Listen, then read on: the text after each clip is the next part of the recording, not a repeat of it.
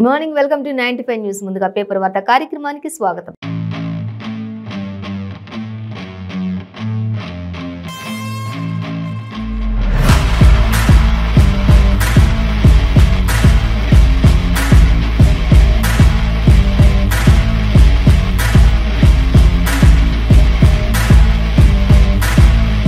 ఈరోజు మన ముందు నమస్తే తెలంగాణ, ఆంధ్రజ్యోతి, ఈనాడు, సాక్షి ఇలా రకరకాల దినపత్రికలు ఉన్నాయి. ఏ దినపత్రికలు ఏ వార్తలు ఇచ్చారు అనేది మనం మొదటిగా చూసినట్లయితే నమస్తే తెలంగాణ పేపర్ చూద్దాం. నమస్తే తెలంగాణ పేపర్లో మనకి ప్రధాన వార్తలు ఏమున్నాయి అని చూసినట్లయితే మెయిన్ ఫస్ట్ మనకి ఫ్రంట్ పేజ్లో ఫస్ట్ హెడ్లైన్ అయితే సిబిఐ బీజేపీ చిలుక అంటూ ఇచ్చారు. అంతకంటే ముందు ఒక చిన్న హెడ్లైన్ అయితే తమిళనాడు రాష్ట్ర గుర్తును తొలగించిన గవర్నర్ రవి అంటూ మనకి ఇక్కడ ఇచ్చారు. సో ఇంకా హైలైట్గా ఇప్పుడు నిలుస్తున్న విషయం ఏంటి అంటే ఒక వార్త, సోమేష్ కుమార్ ఏపీకి బదిలీ అంటూ ఇచ్చారు. ఇదైతే మనకి ఒక హాట్ టాపిక్ అని చెప్పుకోవచ్చు. సో అంతకంటే ముందు సెస్ ఫలితం ట్రైలర్ మాత్రమే అంటూ మంత్రి కేటీఆర్ చెప్తున్నారు. ఇంకా పిక్చర్ అభి బాకీ హై అంటూ కూడా చెప్తున్నారు. అంటే ఇంకా సినిమా చాలా ఉంది, ఇది జస్ట్ ట్రైలరే అన్నట్లుగా ఆయన కూడా చెప్తున్నారు. సో చూద్దాం మనం. ఇంకా కేజ్రీవాల్కు అపాయింట్మెంట్ ఎల్జీ నిరాకరణ అనేది కూడా ఒక హాట్ టాపిక్ గానే చెప్పుకోవచ్చు. చూద్దాం. ఇంకా మనం నమస్తే తెలంగాణ పేపర్లో డీటెయిల్స్ చూసినట్లయితే తమిళనాడు రాష్ట్ర గుర్తును తొలగించిన గవర్నర్ రవి అంటూ ఇచ్చారు.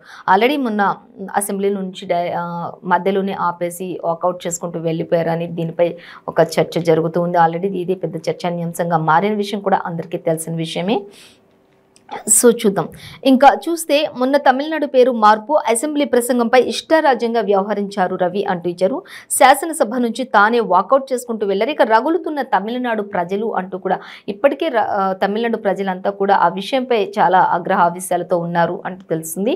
ఇంకా అసెంబ్లీ నుంచి కూడా వాకౌట్ చేసుకుంటూ ఆయన మధ్యలోనే ఆపేసి వెళ్ళిపోయారు. ఆ తీరు చాలా మందిని బాధకు గురి చేసిందని చెప్పుకోవచ్చు. ఇంకా అక్కడంతా కూడా ప్రజలను ఒక రకంగా అవమానించినట్లుగా కూడా ఉంది అన్నట్లుగా కూడా మనం చెప్పొచ్చు. ఇంకా చూసినట్లయితే ఇక అక్కడ ప్రజలైతే ఏమాత్రం కూడా తగ్గట్లేరు. తమిళనాడు ప్రజలంతా కూడా రగులుతున్న వైనం కనిపిస్తుంది.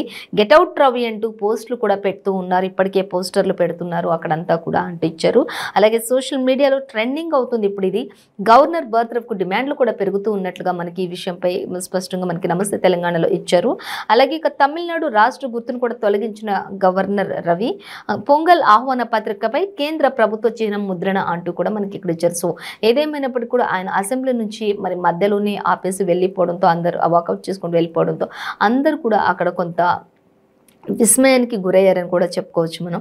ఎందుకంటే ఎంతో మరి అసెంబ్లీలో అంత జరుగుతున్నటువంటి ఆ టాపిక్ని కూడా మధ్యలోనే ఆపేసి ఆయన చక్కగా ఎవరితో సంబంధం లేనట్టుగా వెళ్ళిపోతూ ఉన్నప్పుడు అక్కడ ఉన్న వాళ్ళందరూ కూడా ఒక్కసారిగా విస్మయానికి గురయ్యారని చెప్పొచ్చు. ఈ విషయంపై అక్కడంతా కూడా తమిళనాట కొంచెం వాగ్వాదాలు జరుగుతూ ఉన్నాయి అనేది మాత్రం తెలుస్తుంది. ఇంక ఇప్పుడు ఇది అక్కడ తమిళనాడు ప్రజలను కొంత అవమానించారు అనే విధంగా కూడా ఇది ఉంది. కాబట్టి గెట్అవుట్ రవి అన్నట్లుగా కూడా మనకి ఇక్కడ ఇస్తున్నారు. గవర్నర్ బర్త్రఫ్ కూడా అక్కడ డిమాండ్లు ఎక్కువగా పెరుగుతున్నట్లుగా మనం చూడొచ్చు. ఇంకా పోస్టర్లు కూడా అక్కడ చాలా వరకు వెలుస్తున్నాయి అనేది కూడా ఒక వార్త అయితే మనకి కనిపిస్తుంది. సో మనం నెక్స్ట్ చూసుకున్నట్లయితే కేజ్రీవాల్కు అపాయింట్మెంట్ ఎల్జీ నిరాకరణ అనేది మనకి ఇక్కడ ఇచ్చారు. అయితే కేజ్రీవాల్కు ఎల్జీ సక్సేనా ఇద్దరి మధ్య కూడా కొంత వాదన ముదురుతుందనే చెప్పుకోవచ్చు. మనం దీన్ని చూసినట్లయితే ఇద్దరి మధ్య విభేదాలు కూడా చాలా ఎక్కువగానే జరుగుతూ ఉన్నాయనేది ఇచ్చారు. ఇక ఢిల్లీ మున్సిపల్ ఎన్నికల కేంద్రంగానే ఈ రాజకీయ పరిణామాలన్నీ చోటు చేసుకుంటున్నాయి అక్కడ అనేది తెలుస్తుంది.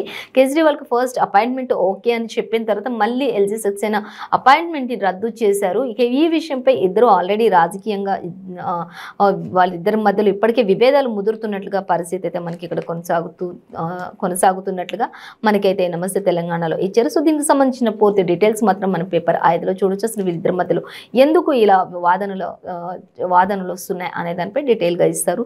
సో ఇప్పుడైతే కేజ్రీవాల్కి అపాయింట్మెంట్ ఇచ్చినట్లు ఇచ్చి తర్వాత నిరాకరించారు. దానిపై మాత్రం ఇప్పుడు ఇద్దరి మధ్యలో మాత్రం కొంత మనస్పర్ధలు అయితే ఉన్నాయనేది స్పష్టంగా అర్థమవుతుంది.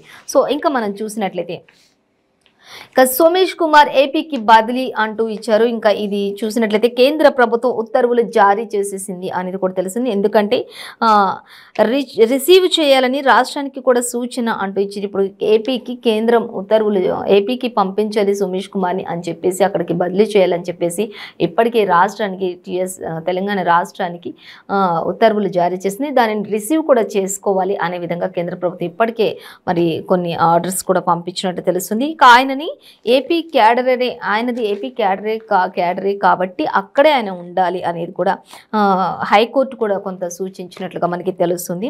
క్యాట్ ఇచ్చిన ఉత్తర్వులు కొట్టివేత, అలాగే వెనువెంటనే రంగంలోకి కేంద్ర ప్రభుత్వం దిగింది అనేది కూడా మనకి ఇక్కడ స్పష్టంగా అర్థమవుతుంది. ఇంకా చూసినట్లయితే రాష్ట్ర ప్రభుత్వం ప్రధాన కార్యదర్శి సోమేష్ కుమార్ను తక్షణమే విధుల నుంచి విడుదల చేయాలని కేంద్రం తెలంగాణ ప్రభుత్వాన్ని కోరింది.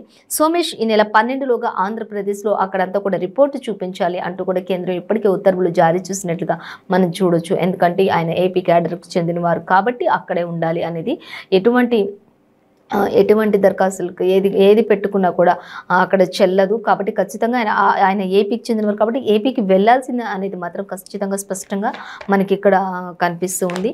సో ఇంకా మనం దీని గురించి డీటెయిల్గా మాత్రం పేపర్ 4లో చూడొచ్చు. ఏదేమైనప్పటికీ కూడా ఇప్పుడు ఈ నెల 12 నుంచి ఆయన ఖచ్చితంగా ఏపీలో మరి రిపోర్టు చూపించాలంటూ ఉత్తర్వులు జారీ చేసింది. సోమేష్ కుమార్ ఏపీ క్యాడర్కు చెందినవారే కాబట్టి ఆ అధికారే కాబట్టి తెలంగాణ హైకోర్టు మంగళవారం స్పష్టం చేయడంతో వెంటనే ఆయన ఏపీకి బదిలీ అవుతారు అనేది కూడా ఇక్కడ స్పష్టంగా ఇచ్చారు. సో మొత్తంగా అయితే సోమేష్ కుమార్ని ఏపీకి బదిలీ చేస్తున్నారు అనేది స్పష్టంగా అర్థమవుతుంది మనకి. సో ఇంకా మనం చూద్దాం.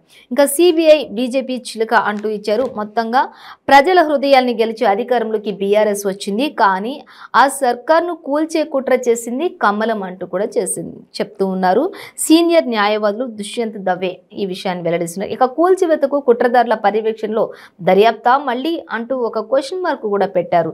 అసలే కూల్చేయడానికి ప్రయత్నాలు చేస్తుంది కేంద్ర ప్రభుత్వం బీఆర్ఎస్ని, కానీ బీఆర్ఎస్ మాత్రం ప్రజల మన్ననలు ప్రజల హృదయాలను గెలుచుకుని వారు ఇక్కడ ఎంతో రాష్ట్రాన్ని అభివృద్ధి చేసుకుంటూ ఉంటున్నారు. కానీ మళ్ళీ రాష్ట్రాన్ని కూల్చే కుట్రలు చేస్తుంది కమలమే అంటూ కూడా చెప్తున్నారు. మళ్ళీ దీంట్లో పర్యవేక్షణలో దర్యాప్తులు కూడా అంటూ క్వశ్చన్ మార్క్ పెట్టారు. ఎవరు అంటే సీనియర్ న్యాయవాదులు దుష్యంత్ దవే అనేది మనకి ఇక్కడ ఇచ్చారు. అలాగే ఇంకా కేంద్రంలో బీజేపీ నిందితులు కూడా బీజేపీ వారే అంటూ ఇచ్చారు.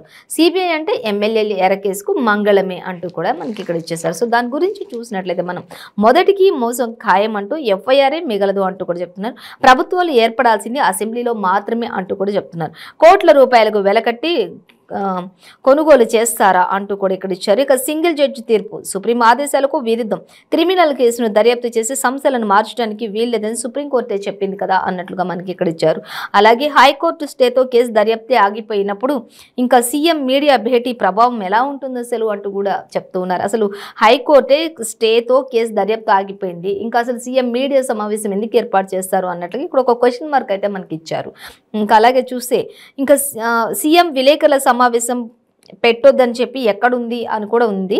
అలాగే సిట్ నిష్పక్షపాతంగా లేదని ఎవరు చెప్పారు? సిట్ కూడా ఖచ్చితంగా నిష్పక్షపాతంగానే వర్క్ చేస్తుంది, కానీ సిట్ నిష్పక్షపాతంగా లేదు అని చెప్తున్నటువంటి పరిస్థితి ఇక్కడ మనకి చెప్తూ ఉన్నారు. కానీ అలా ఉందని ఎవరు చెప్పారు? సిట్ కరెక్ట్గానే ఉంది అన్నట్లుగా అయితే మనకి ఇక్కడ ఇచ్చారు.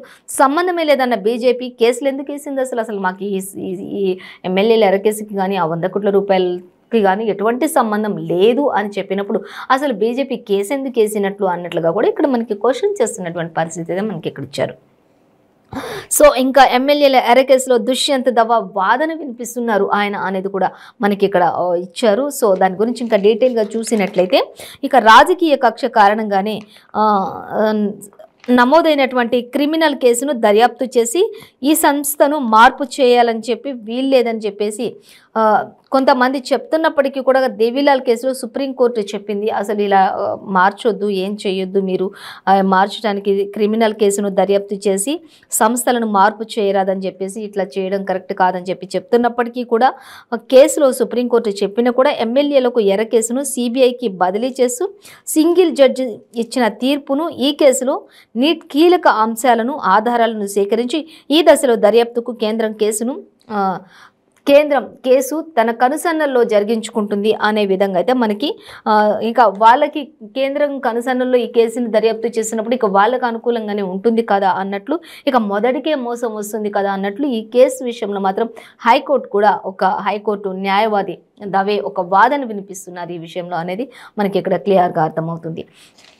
సో ఇంకా మనం చూసినట్లయితే నమస్తే తెలంగాణలో సెస్ ఫలితం ట్రైలర్ మాత్రమే, పిక్చర్ అభి బాకీ హై అంటూ మంత్రి కేటీఆర్ చెప్తున్నారు. అంటే జస్ట్ ఇప్పుడు సెస్ ఫలితాలు ఏవైతే ఉన్నాయో అవంతా కూడా ఒక ట్రైలర్ మాత్రమే. ట్రైలర్ ఒక మూవీకి ఎలా ట్రైలర్ చూపిస్తారు అంతే, ఇంకా సినిమా చాలా వరకు బాకీ ఉంది, ఇంకా సినిమా చూపిస్తాం చాలా ఉంది చూడాలి మీరు అన్నట్లుగా మనకి ఇక్కడ ఇచ్చారు. సో ఆ ఫలితమే 2023లో రాష్ట్రం అంతటా రిషీట్ అంటూ ఇచ్చారు. కేంద్రం నిధులపై చేసిన సవాలుకు కట్టుబడి ఉన్నామంటూ కూడా మరి కేటీఆర్ చెప్తూ ఉన్నారు. అలాగే ఇంకా లెక్క తప్పు అని నిరూపిస్తే మంత్రి పదవికి రాజీనామా చేస్తాం, మరి మీరేం చేస్తారు అన్నట్లుగా కూడా కేటీఆర్ మరి సవాల్ విసురుతూ ఉన్నారు కేంద్రంపై అనేది మనకి ఇక్కడ ఇచ్చారు.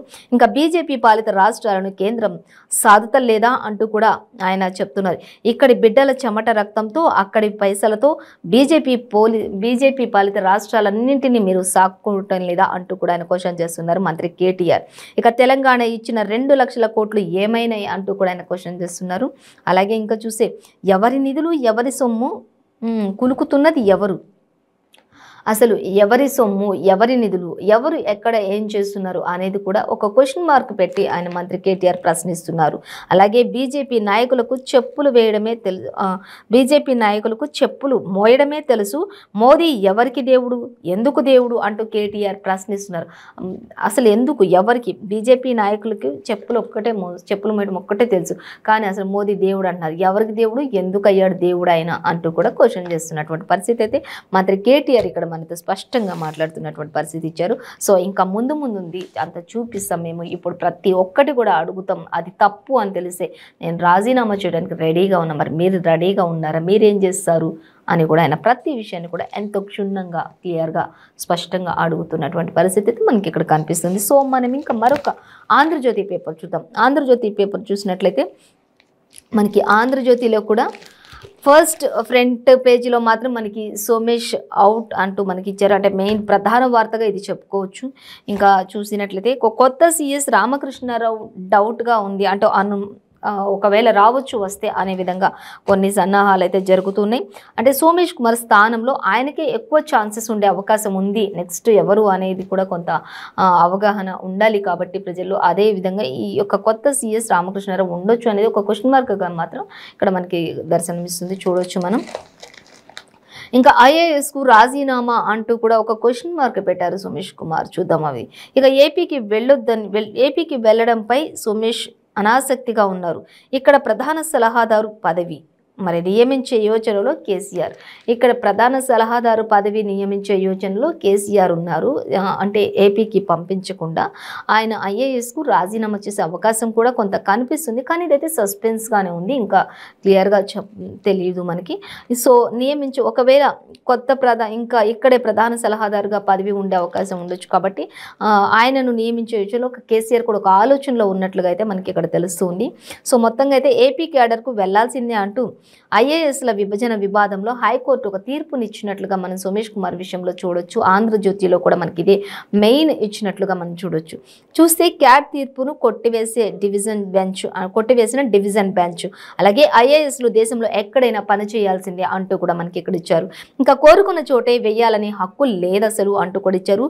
అప్పీల్కు కూడా అవకాశం ఇవ్వని బెంచ్. ఇంతకు ముందు మనం చెప్పుకున్నాం కదా, ఒకవేళ ఆయన అప్పీల్ చేసుకున్నప్పటికీ కూడా ఎక్కడ కూడా ఛాన్స్ లేకుండా ఖచ్చితంగా మీరు ఏపీ క్యాడర్ కాబట్టి అక్కడికే వెళ్ళాలి అనేది ఒక పట్టుబట్టినట్లుగా చెప్తున్నట్లుగా ఇచ్చారు. కానీ ఇప్పుడు ప్రస్తుతం అయితే మరి ఆయన ఒకవేళ రాజీనామా చేస్తారా, లేకపోతే ఇక్కడ సీఎం కేసీఆర్ ఏదైనా స్పెషల్ పదవిని ఇస్తారా, అంటే ప్రధాన సలహాదారుగా ఉండే అవకాశం ఏమైనా ఇస్తారా, ఏం జరుగుతుంది అనేది మాత్రం కొంత వేచి ఉండాల్సిందే అన్నట్లుగా ఉంది.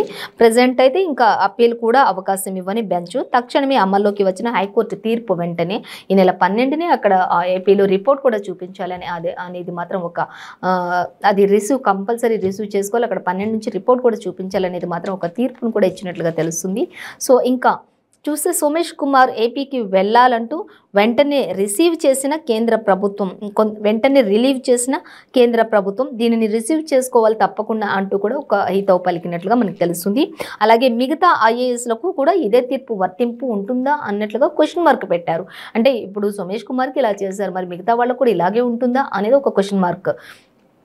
అలాగే చూద్దాం ఇంకా చూసినట్లయితే ఇతర ఐఏఎస్ ఐపీఎస్ అధికారుల్లో గుబులు మొదలైంది ఈ విషయంతో అనేది కూడా తెలుస్తుంది. అంటే ఇంకా ఎవరెవరిని ఎక్కడెక్కడ మరి పంపిస్తారు ఏంటి అనేది, అంటే ఎవరెవరు ఏ స్టేట్కి సంబంధించిన క్యాడర్ వాళ్ళు ఉంటారు, ఆ స్టేట్కి సంబంధించిన వాళ్ళు కూడా కొందరు ఇక్కడ ఉన్నారు కాబట్టి వాళ్ళల్లో కూడా కొంత గుబులు ఐఏఎస్ ఐపీఎస్లకు గుబులు మొదలైంది. అంటే ఇప్పుడు సోమేష్ కుమార్ విషయంలో ఇలా జరిగింది కాబట్టి నెక్స్ట్ ఏంటి, అందరికీ కూడా ఇదే విధానం వర్తిస్తుందా, ఇలాగే జరుగుతుందా, బెంచ్ కొంచెం కూడా అవకాశం ఇవ్వకుండా అప్పీల్కు అవకాశం కూడా లేకుండా చేస్తారా అనేది అయితే ఒక ఆలోచన అయితే ప్రతి ఒక్కరిలో కూడా ఐఏఎస్ ఐపీఎస్లో కూడా మొదలైంది అనేది మాత్రం మనకి స్పష్టంగా ఇక్కడ అర్థమవుతుంది.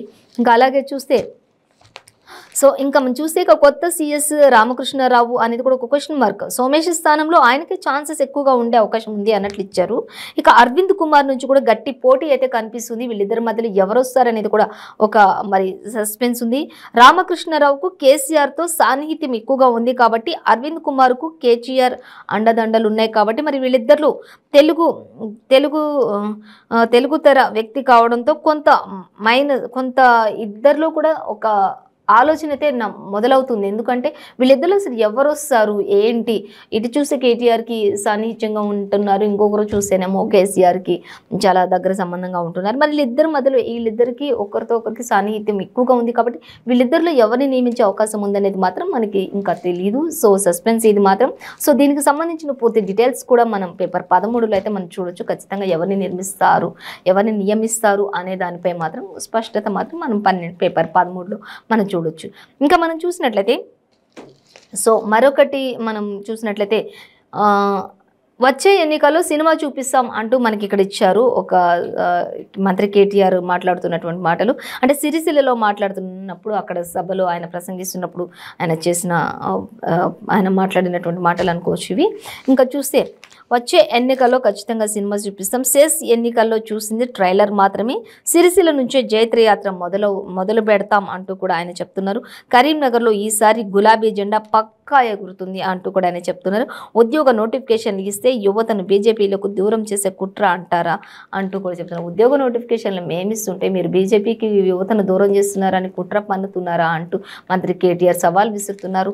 అలాగే ఇంకా మనం చూస్తే బీజేపీకి దూరం చేసే కుట్ర ఎవరు పన్నారు, మోదీ ఎవరికి దేవుడు, గుజరాత్ వాళ్ళక, ఎవరికి ఆయన దేవుడు, మీరు చెప్పులు మోసే నాయకులు తప్ప మీరు ప్రజల్ని భరించే నాయకులు కాదు అన్నట్లుగా ఆయన మాట్లాడుతున్నారు.